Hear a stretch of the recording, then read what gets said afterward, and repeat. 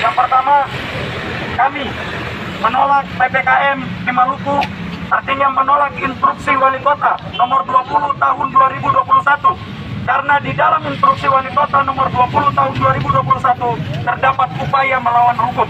Karena bertentangan dengan hukum yang kedudukannya lebih tinggi, yakni pasal 28J ayat 2, bahwa yang berhak membatasi masyarakat hanya peraturan perundang-undangan, bukan instruksi.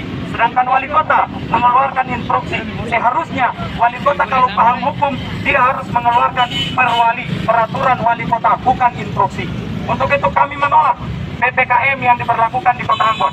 Yang kedua, kami menolak surat edaran Kemenak Maluku tentang ditiadakannya sholat Idul Adha. Selaku umat Islam yang baik, kami meyakini betul bahwa sholat di masjid adalah merupakan pahala yang terbaik. Sehingga kami menolak surat edaran itu, karena itu juga tidak memiliki legalitas hukum yang tepat.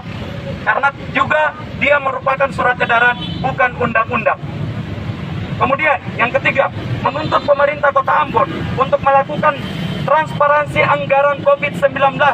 Sampai detik ini, sampai hari ini, pemerintah Kota Ambon tidak pernah melakukan transparansi anggaran.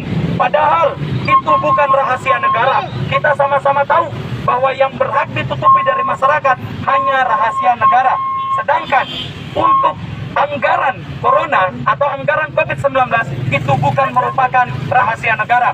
Maka wajib untuk memberitahu dan transparan terhadap masyarakat di Kota Ambon. Yang keempat, menolak pemberlakuan kartu vaksin sebagai syarat administrasi dalam pelayanan publik. Sebagaimana kita ketahui bahwa dalam undang-undang ketika mau melakukan vaksin 10 hari sebelum itu harus ada pendataan mana yang wajib vaksin dan mana yang tidak bisa divaksin. Hari ini pemerintah Kota Ambon tidak melakukan itu, malah menyuruh semua masyarakat untuk harus divaksin. Karena dengan alasan itulah bahwa sanksi administratif ini hanya berlaku bagi mereka yang namanya terdaftar sebagai yang wajib divaksin namun menolak untuk divaksin. Sehingga untuk sanksi administratif dia tidak dilayani di pelayanan publik. Jadi bukan semua orang tidak dilayani di pelayanan publik apabila tidak memiliki kartu vaksin. Harusnya pemerintah Kota Ambon melakukan pendataan siapa yang wajib vaksin dan siapa yang tidak boleh divaksin. Itu baru benar. Kalau semuanya disamaratakan, maka ini terjadi cacat hukum. Kemudian yang kelima, meminta kepada pemerintah Kota Ambon melakukan evaluasi pada setiap rumah sakit yang menyatakan setiap orang yang meninggal selalu dikaitkan dengan coronavirus 19.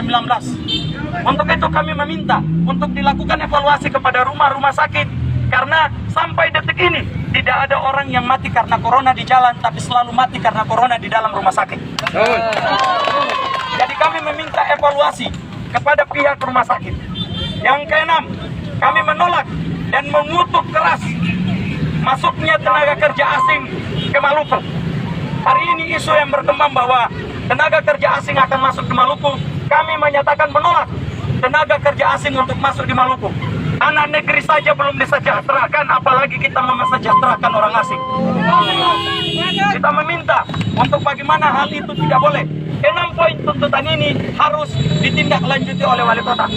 Kemudian yang terakhir, kami masa aksi mengutuk keras tindakan agresif dari Satpol PP yang bekerja di dalam kantor wali kota Ambon yang melakukan pemukulan terhadap masa aksi secara tiba-tiba karena tidak mampu menjawab secara akademik hukum untuk masa aksi. Dalam hal ini kami masuk dengan melakukan pernyataan-pernyataan yang dilandasi dengan landasan-landasan hukum.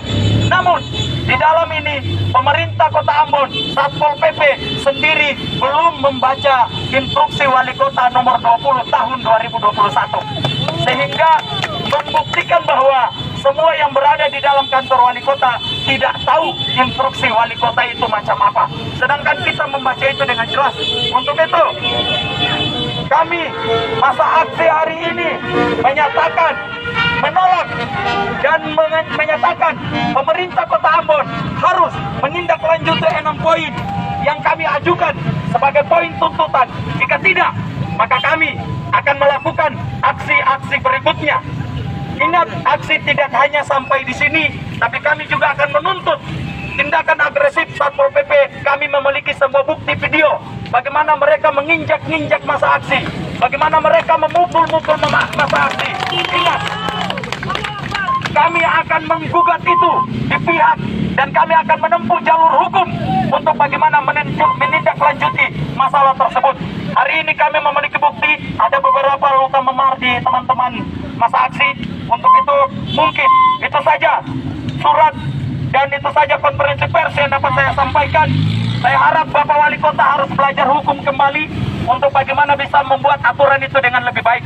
Kenapa tidak mengeluarkan perwali tapi mengeluarkan instruksi? Mungkin itu saja yang dapat saya sampaikan.